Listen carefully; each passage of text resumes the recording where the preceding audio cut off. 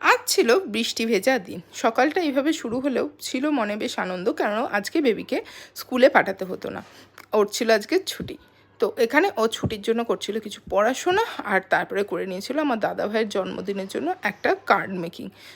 এই কার্ডটাই বেবি বানিয়েছিল, আর আমি করে নিলাম রান্নাবান্নার সাথে এইভাবে কেক মেকিং।